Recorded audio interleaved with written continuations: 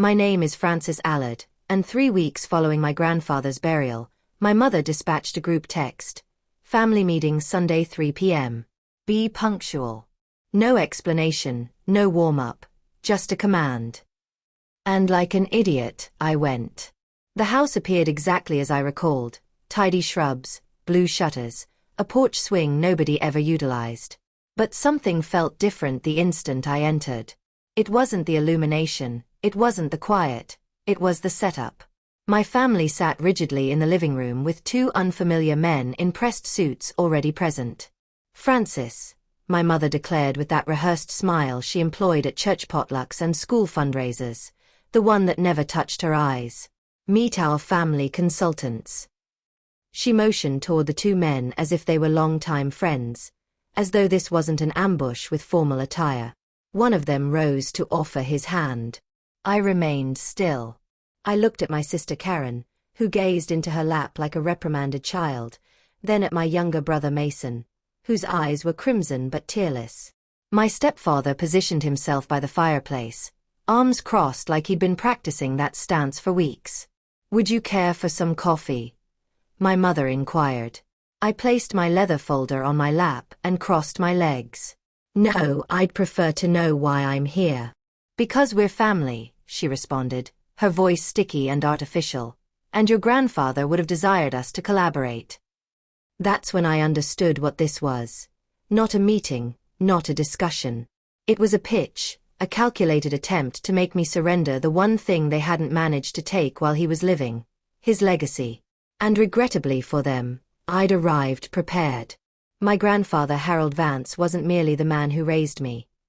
He was the reason I believed in order, in spreadsheets, in honoring the commitments you make even when nobody's observing.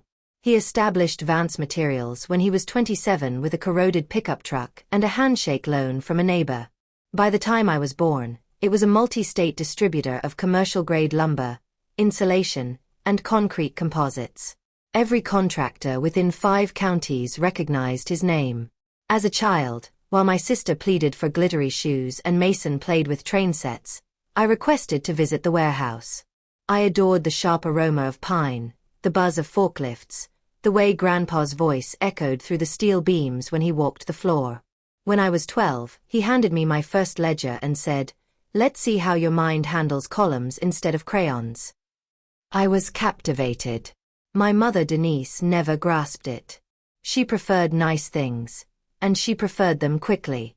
She once told me, "Your grandfather constructs warehouses, I construct a life." That life included 3 maxed-out credit cards, a leased Mercedes, and a rotating door of crisis purchases.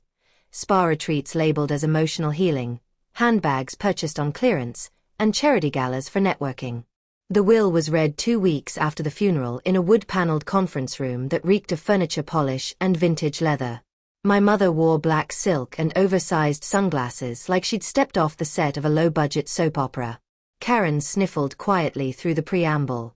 Mason just appeared bewildered. The attorney, Mr. Holbrook, maintained a steady voice as he moved through the formalities. Minor bequests, a scholarship donation to Grandpa's alma mater, a small trust for a retired employee. And then, to my granddaughter Frances Claire Allard, I leave the remainder of my estate, including but not limited to all remaining shares in Vance Materials, my personal investment accounts, real property holdings, and personal effects. The room froze. I sensed it before I heard the reaction. "This is a joke," my mother snapped, pushing her sunglasses up to her forehead. He must have been confused. "Read it again." "I've read it several times, Mrs. Vance," Holbrook replied, unperturbed. "Your father was explicit." Karen gasped like it was a line from a stage play. "He loved all of us. He wouldn't pick favorites." Mason didn't utter a word. He just rubbed his hands together like he didn't know what to do with them. "This isn't happening," my mother whispered. But it was. In that moment, I wasn't just his granddaughter. I was the sole heir to everything Harold Vance had constructed from nothing. And I wasn't ready. Later that day in the parking lot, my mother approached me with calm venom in her voice. "Just sign everything over," she said. "I'll divide it fairly." I'll make sure everyone's taken care of. I didn't respond, not because I was uncertain, but because I needed to select my words carefully. I need time to think. She narrowed her eyes. This isn't yours, Francis. It's ours. Family money, family legacy. That's not what Grandpa said. Her mask slipped. He was manipulated. You spent too much time with him. He wasn't well. But he had been. He'd updated the will 6 months before his death. Fully lucid, fully intentional. I remembered the day well. He'd sat me down in his study and said, "They're going to hate this, but I built this for someone who understands what it cost me to make it. That person's not your mother." It wasn't a compliment. It was a burden, a responsibility. And it was now mine. The first message came that night. It was from Karen. "Please don't let this ruin everything. We're still your family." Then my mother. "You'll understand once you have children of your own. Family comes first." Then Mason, a single word text at 1:43 a.m. Why? By morning, my voicemail was full. Old friends of my mother, women I hadn't seen since the neighborhood bake sales in middle school. "Francis, I'm heartbroken. Your mother always spoke so highly of you. This is such a disappointment." Disappointment. That word appeared frequently. What they didn't see, what they'd never cared to understand, was what Grandpa and I had actually built together. Not just a business relationship, but a bond forged in mutual respect. I didn't inherit it like a lottery. I earned it, one spreadsheet, one late-night phone call, one warehouse visit at a time. But none of that mattered in the court of family opinion. 2 days later, Mason showed up outside my apartment. No call, just his hunched figure on the lobby security cam, hands jammed in his jacket pockets, looking like a kid who'd forgotten his homework. When I opened the door, he didn't step inside. "I'm not here to argue," he said. "Okay." He glanced up, his eyes bloodshot but focused. "Mom's losing it. She's already calling realtors, says she needs to refinance the house before you freeze the assets." I blinked. "I haven't frozen anything. She doesn't believe that, Mason." I paused. "I just wanted to warn you, she's planning something." Then he left. No hug, no handshake. Just walked back down the hall like he wasn't sure if he belonged anywhere anymore. I closed the door and stood there, silent, not sad, not angry, just empty. It was beginning.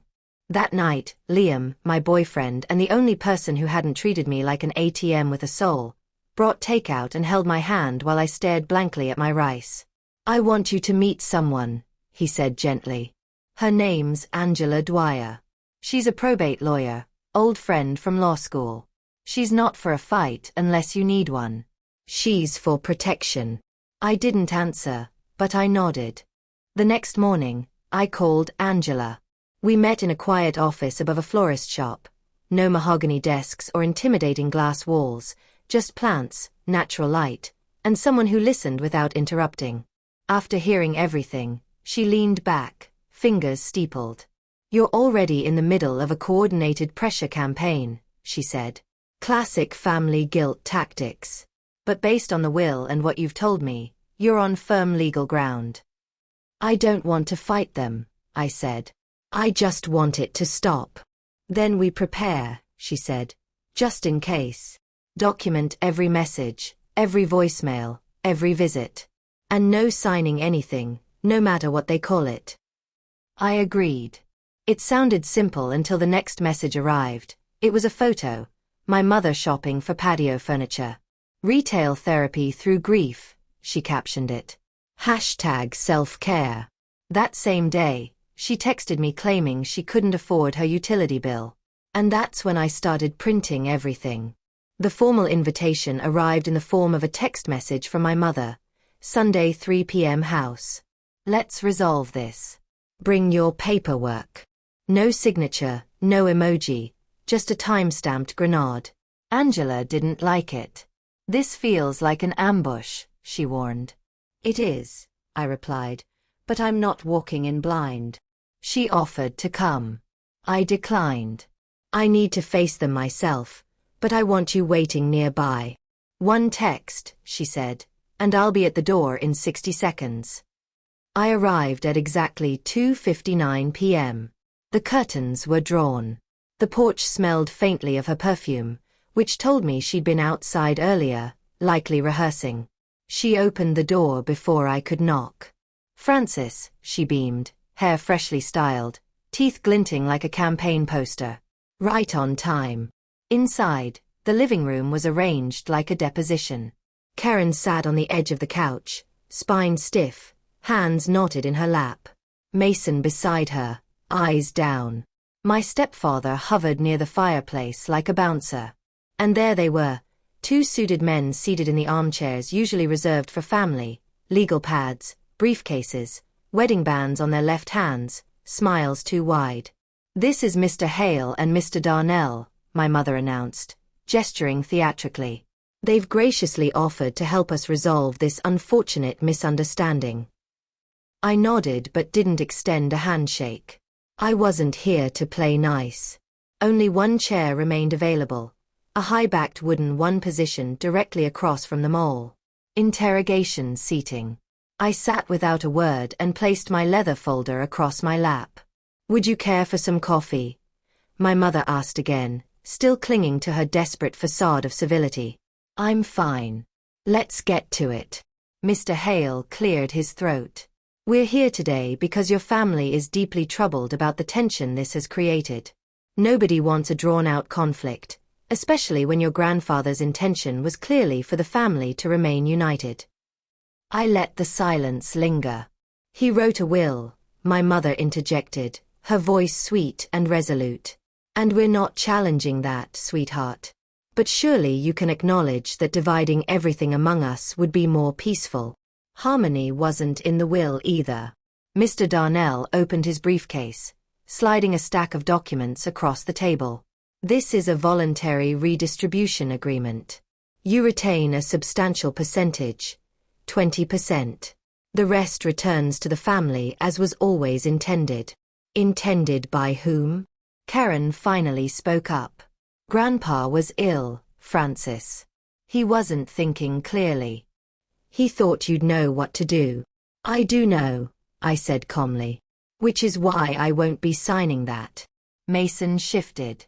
"Mom says if we don't resolve this now, we might lose the house." "And why is that?" I asked, still composed. "Did someone take out a second mortgage again?" My mother's expression flickered for a split second before snapping back into place. "Francis, don't do this." Mr. Hale jumped in. "It would be regrettable if this moves to court. Claims of undue influence could tarnish the estate's reputation." There it was, the threat wrapped in legalese and polished leather. I placed my hand on the folder. "Before I respond, I'd like to clarify one thing." I looked at Craig. 6 months ago, you mentioned to Grandpa's nurse that you'd already put a deposit on a property in Naples. Was that with inheritance money you hadn't yet received? His mouth opened, then closed. "I have a recording," I continued, "and a paper trail." My mother's smile disappeared. I opened the folder and laid out one sheet, a printout from my grandfather's ledger, his handwriting, "Loan Denise $30,000. She said it was for Mason's college. Heard later it was a crisis cruise. Last time." Then the next, a dated Instagram photo of her sipping champagne aboard a ship. Caption: "Deserved this #blessed." I looked up at the two consultants. "Still feel like drafting paperwork today?" They didn't respond. Neither did anyone else. My mother stood so abruptly her chair scraped against the hardwood. "You ungrateful little." I didn't flinch. I just slid another paper across the table. "May 8th, you told Grandpa Karen needed emergency dental surgery. He gave you 20 grand. I glanced at Karen. "You were in Scottsdale that weekend. Spa package, right?" I remember the monogrammed robe. Karen went pale. Craig cursed under his breath. "Francis, this is low. digging through a dead man's notes to twist his memory against his own family. He wasn't confused, I said. He was exhausted, and he kept records because he knew this would happen. I reached for the last item in my folder, a sealed envelope, slightly worn, addressed in my grandfather's looping script. For Francis, if they come for it. I didn't open it. I didn't need to. But the two men in suits were already shifting in their chairs, the confidence draining from their posture. Mr. Hale adjusted his tie. Miss Allard, we were told this would be a cooperative conversation. It was never going to be that. And you're not legal counsel, are you? Just pressure brokers. I turned to my mother. You didn't tell them I already retained a real lawyer, did you? She's in a car outside. One word from me and she's at the door. The two consultants stood up in near unison. We'll excuse ourselves, one muttered, snapping his briefcase shut. Mrs. Vance, we were unaware of any pending counsel representation. My mother's expression turned to stone. This isn't over, she hissed. Actually, I said, standing. It is.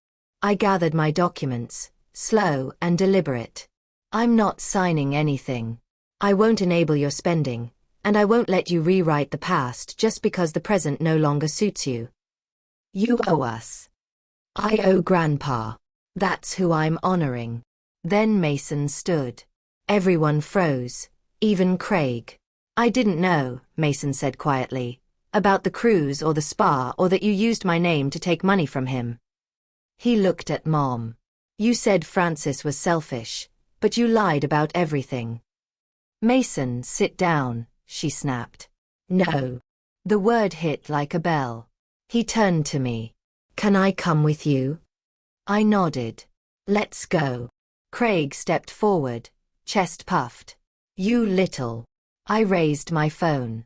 This conversation's been recorded. He stopped cold. We left in silence, passing the stunned faces of a family that had always assumed I'd bend. Not this time. Angela was already out of her car when we stepped onto the driveway. You okay? She asked, eyeing Mason. He's with me, I said, and we're done here. Behind us, the door slammed so hard the porch light flickered. But for once, I didn't look back. Mason didn't speak much on the ride back. He sat in the passenger seat staring straight ahead, his fingers occasionally tightening around the seatbelt. When we reached my apartment, he followed me inside without asking if he could stay. He already knew. You're on the couch, I said. It folds out. Sheets are clean. He nodded. Thanks. We didn't talk about what happened. Not that night. We just sat in the quiet. I made tea, he drank it. I scrolled through emails. He stared at the ceiling. The silence wasn't heavy. It was healing. By morning, I had a plan. I returned to Grandpa's house, the one I now legally owned but hadn't touched since the funeral. I unlocked the front door. The air was stale with memory and dust. I went straight to his study. The smell of old paper, cedar, and coffee grounds still lingered. His desk was exactly as he left it. I opened the center drawer and found the journal. Flipping through its pages, I saw everything. Dates, numbers, names, annotations in his sharp, unfussy handwriting. And a new note I'd missed the first time, scribbled in the margin near the back. Francis has what Denise never learned: restraint, clarity. If she chooses to lead, this business may survive me. If she chooses to love it, it may outlive us both. I sat there a long time, just breathing. That afternoon, I met Angela for lunch and showed her the journal. She helped me file it as supplementary evidence with the probate court, sealing any loophole that might be exploited later. We also drafted the paperwork for a small educational trust in Mason's name, just enough to support his degree without tying him to anyone's leash. Angela nodded as I signed it. This is clean, fair, generous. When I got home that evening, Mason was reading one of Grandpa's old trade magazines on the couch. You know, I said, leaning on the doorframe, he always wanted to expand the business into green materials, eco-lumber, thermal concrete. But the board wouldn't move fast enough. Mason looked up. I remember. He used to rant about it during dinner. I smiled. What would you say to an internship? Real work, no shortcuts. He blinked. Are you serious? Completely. A slow smile spread across his face. Relief, hope, maybe a trace of pride. Yeah, he said. I'd like that. We clinked mugs of cold tea in silent agreement. It wasn't the kind of legacy my mother wanted. It was better. 1 year later, I reopened the doors to Vance Materials, not as the quiet granddaughter, but as its next chapter. Mason now runs our eco division while finishing school.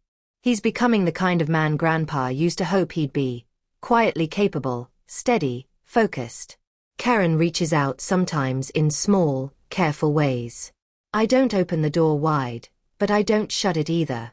My mother has disappeared into another zip code for now, and that's fine. Some inheritances are measured in money. Others are measured in scars, in choices, in silence. Grandpa didn't leave me his empire out of favoritism.